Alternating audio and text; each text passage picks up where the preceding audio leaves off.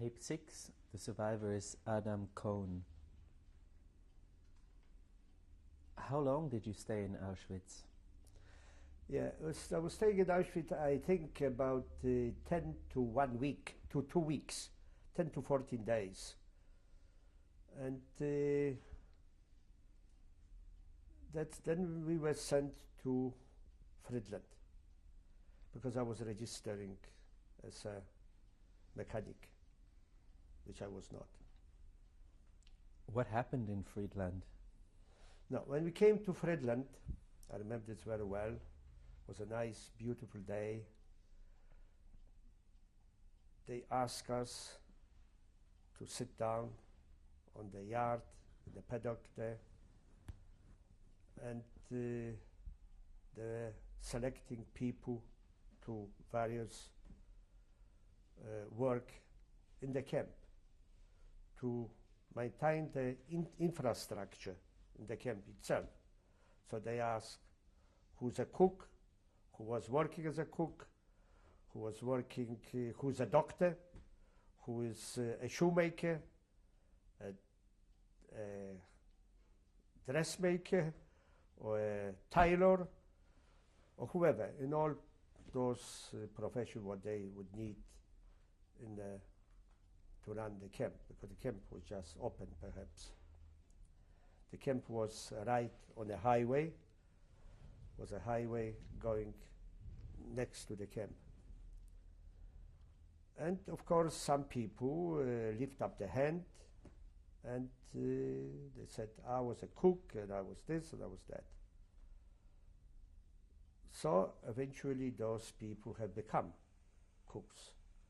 I'm talking about cook because cook was the best position what somebody could get there. You know, because he was near the food, near the kitchen. So this guy who said he was a cook, he never was a cook, but he was a very clever guy, you know. So then the ghetto, the camp, the labor camp was established, Friedland. And the next day, or 2 days later, they sent us to work, which was an airplane factory. They're making parts to the planes, or maybe the whole planes. We didn't know, because that was a very big concern. The factory was underground. We had to walk to the factory every day, about, I think, 5 or 6 kilometers, or maybe more, every day. Walking to the factory, working 12 hours a day. And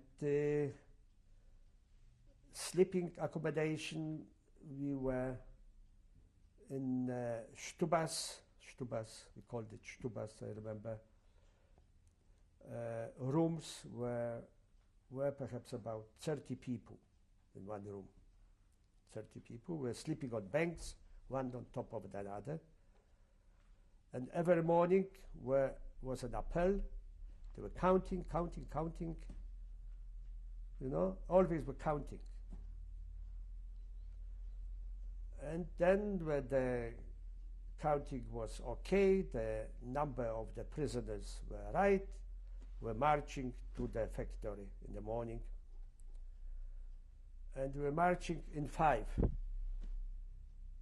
people together, and always assessment from one side, assessment from the other side, where with a gun ready to shoot, were next to us. And this was happening every day, going to work, coming to work, you know.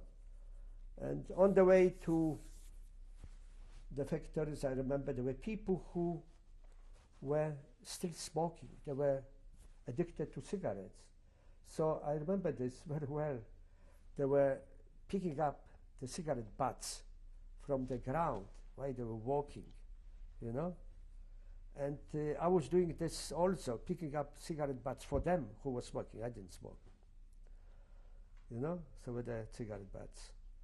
And every day we're going to the factory with this. This factory, I remember, called VDM, Vereinigte Deutsche Metallwerke, which probably still exists now, Vereinigte Deutsche Metallwerke. And it was extremely big factory because they're working not prisoners, not the Jewish prisoners who were escorted by guards, German guards, but also were workers from Italy, from France, from Czechoslovakia, who were not actually prisoners.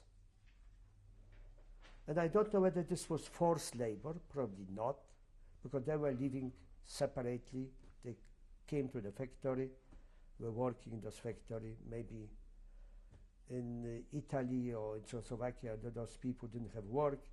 They were having work here, they were getting paid for it. So we were working not only Jewish prisoners, but also were free other nations there. And when I arrived there, they asked me a few questions and this, mathematics and physics and this. And eventually they told me, you're going to become a Richter and Verdreher. We're going to bring you instrument, we're going to teach you.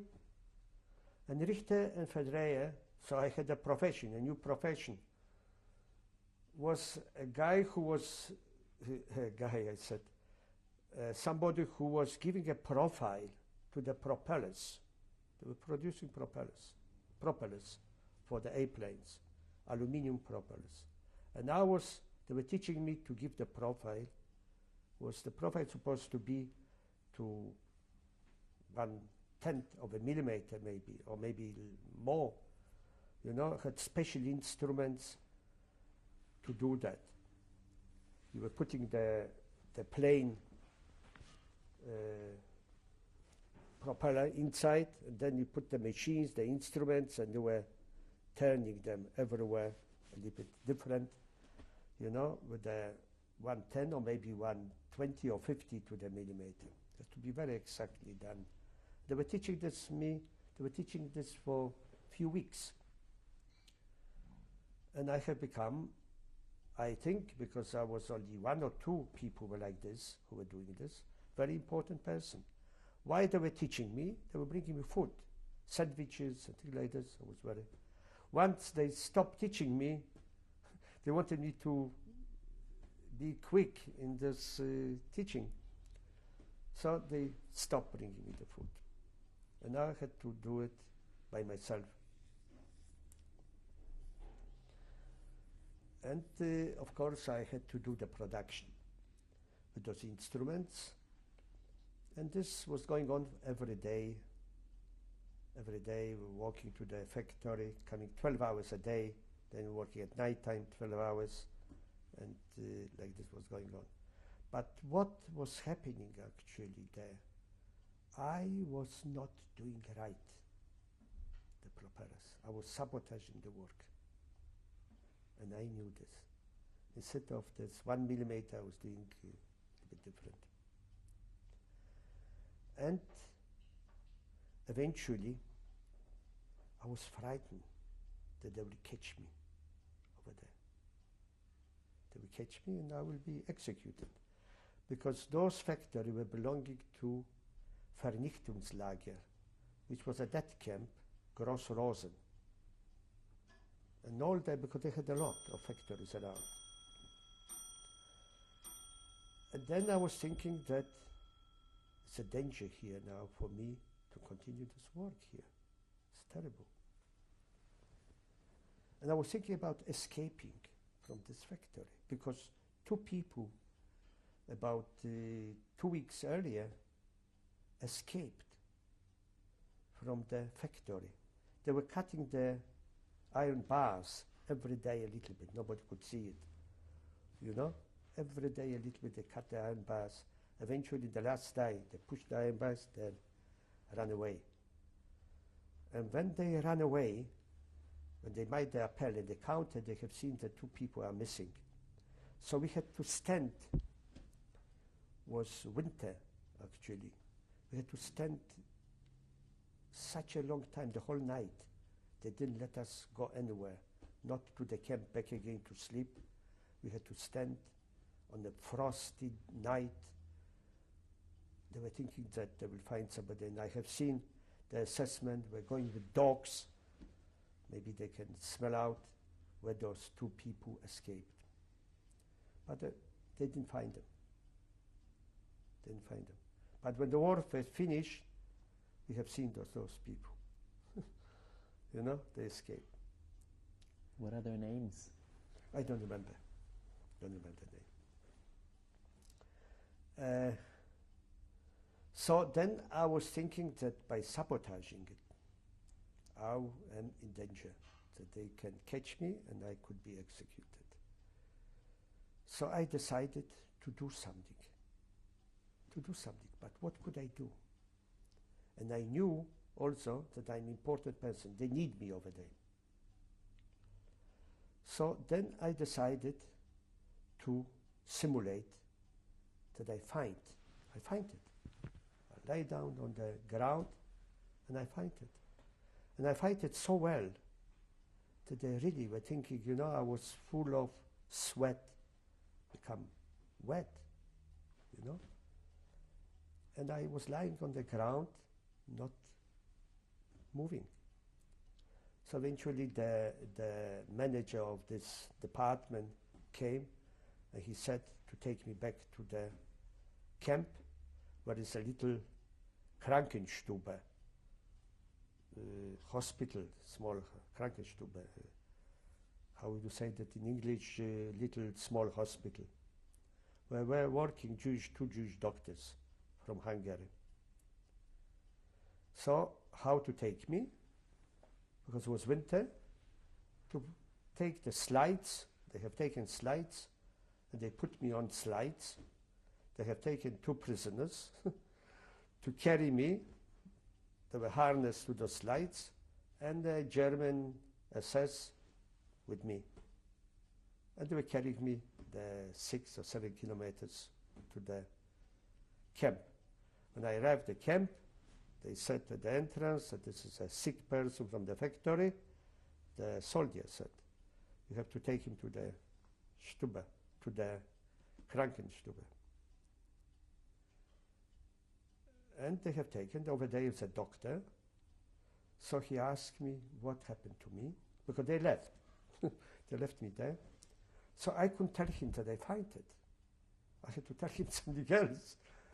So I told him that I can't walk, that I have pain in my joints. So he put me on the table there.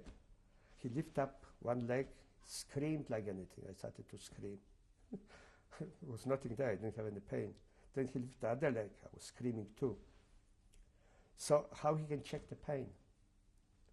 You know, he couldn't. So he put me on a bank over there, special bank, in the Krankenstube, and I was there. Then in the morning, the Lagerälteste came, the German. He had to give him a report about the sick people here. So he told him that I was sent back from the factory because I can't work, and I am a Richter and Verdreher. And all right, he gave him the report. Next day, they brought me calcium injection. This Lagerälteste, this leader of this camp, which was Oberscharführer, he brought me calcium injection because the doctor probably told him that I am short of calcium and I can't move the joint. So he gave me those calcium injections, and I was feeling so good after those injections. I didn't know that the calcium injection. Eventually he told me. And from then on, I was walking, but I was leaning. And I found a stick somewhere that I was simulating leaning. You know? And from then on, I didn't go anymore to the factory over there. I was working in the kitchen, which was my salvation. Working in the kitchen, peeling potatoes and so on, doing a lot of other things. But before I did it, I didn't tell you what actually was happening there. before I simulated the whole story, we have formed a little group of 5 boys who were pinching from the German bunker vegetables, potatoes, carrots, whatever was there available. But how we were pinching? We're going every night. Every night somebody else had to go to the bunker, and we had a stick. In the end of the stick we had like a fork, and there were a lot, in bunker, potatoes. We were putting this into, we couldn't see anything because it was a little hole, a vent for the bunker. So through this vent we were putting and pinching those potatoes or carrots or whatever. And we're loading itself in I had a coat, and this coat, they gave me a coat, with a cross in the back, cross here, red cross, painted with the oil paint, red oil paint. And this coat had a lining, and I put in the lining, I loaded the potatoes there and bringing it. But how we were going to the bunker, that was interesting. Because only at night, when was, for instance, a moon, we didn't go because it was too light. Only when it was pitch dark. And the reflectors were going like this the whole night, back and forwards. When the reflectors was going one way, I was jumping. Then I was waiting, the reflector would go the other way. The other went on the corner, jumped again. And until I arrived to the window with the stick and loaded myself, and the same way back. But at the end, they were very clever boys. They made a key, no more to the windows, they made a key to the bunker, which was ingenious, that in camp, they made a key, and we had a key, we could go in, open them, go in, load yourself, close, and go back again. But that was very dangerous. What happened, I'm going back now to this fork, because I'm calling it a fork. One of the boys lost the fork inside. He dropped. It was cold winter, so somehow he dropped the fork. It was a tragedy. They found the fork inside, and they knew what was going on. That somebody is here pinching potatoes or vegetables. So they started to investigate, and they found somebody who was there. I don't know how. That was our Lagerälteste, Jewish fellow who was the leader of the camp. Lagerälteste was also a Jewish Lagerälteste. Then was the, how you called him, the Oberscharführer, who was the responsible for the whole camp. Give us their 3 names. The name, yes, I remember. The name was Kohn. His name was Kohn. He was the leader of the camp. The Lagerälteste was called. So he found out who was at the bunker, and this boy got such hiding from him, because I remember he called the doctor, and the doctor has to tell him how many hits he could get. So the doctor told him so many. So this boy came back to our camp, came back to our room, to our stuba, completely black and swollen. He was lying down, he was lying on his bank for many days, completely beaten up by this. But we continue, in spite of that, we continue pinching, having this key now. No more the fork, pinching the key. What did you do with the carrots and potatoes? Yeah. So we had, every time we loaded ourselves, and every night was somebody else, first of all, so we divided between our group, with 5 boys. You know, we divided between them. And whoever wanted, whoever had could give to his friends or whatever. I had my cousin over there, Janek Wajtlowicz, who I told you I was in Auschwitz. We came together to Friedland. The elder, he was elderly. I was always going to his bunk and putting under his mattress, there was straw mattress, under his mattress, potatoes and other vegetables. And he knew that I was doing this, you know, because I told him, because he was working at night and I was working at day, so we didn't see each other. Only at the appel sometime we could see each other, Sundays maybe. So he knew where this comes from. So this helped him a little bit, you know, with food. And we had food. We had potatoes. We were cooking this at night time, you know, because we had in our room, so-called room, how you call it, Stuba, but in English, I don't know how to say that.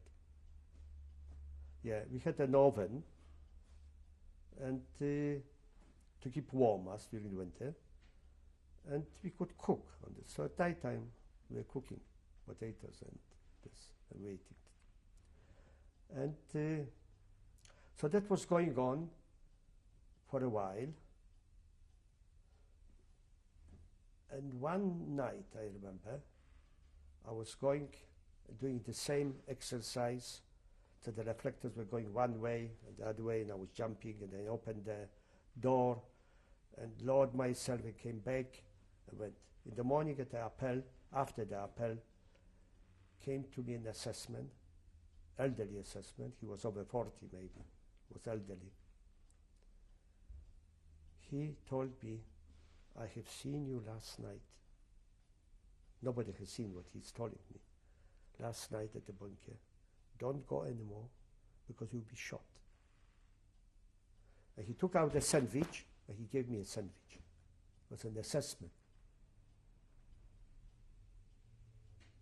You couldn't believe. But all the assessments were very bad.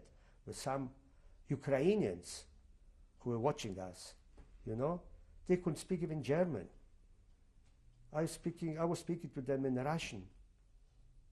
You know, they couldn't speak well German, they couldn't understand. But they were in SS uniform, Ukrainians. But this guy was really wonderful, was terrific. And he was really good, you know, but when the war has finished, the war has finished, we saved his life, he has become a mayor of this town. You know, this assessment, because he saved life. Do you know his name? I don't remember. Not remember. Describe. So that was, yeah, he was really great. So, but in spite of that, he told me not to go anymore, but I was still going and doing the same procedure. But I was going every 5th day, not every day, of course. Tell us about the other SS men. Yeah, so they were very bad. One was Unterscharführer.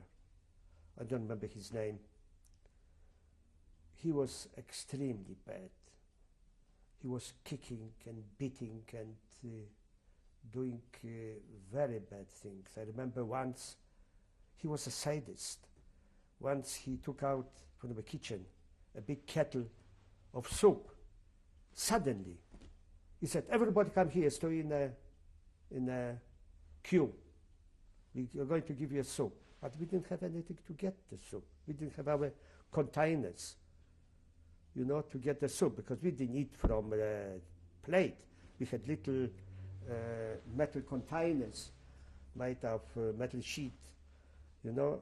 It seemed like soldiers had it. So, but we didn't have it. So take your hands. And he gave to the hands hot soup. We couldn't hold it. Such a sadist. And I remember I was wearing a cap, so I took a cap and asked him to put the soup in my cap. It was the condition.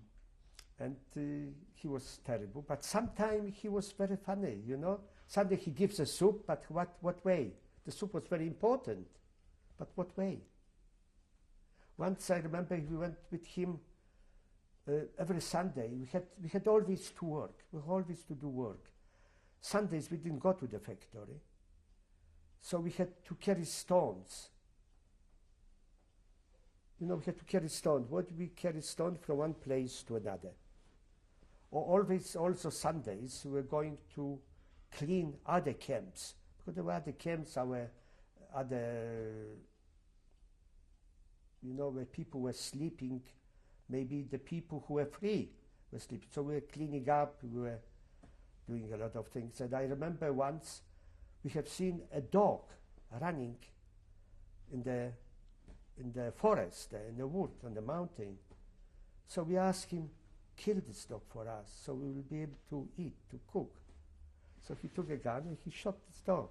We took this dog back to the camp, and we cooked this dog. It was a butcher in our camp, in our room actually, and he divided the meat of the dog. You got this is for you, this is for you. He divided, he was a butcher, he knew how to do. And we cooked this meat of a dog in our room, which was very good. It was very good meat. We'll change the tape.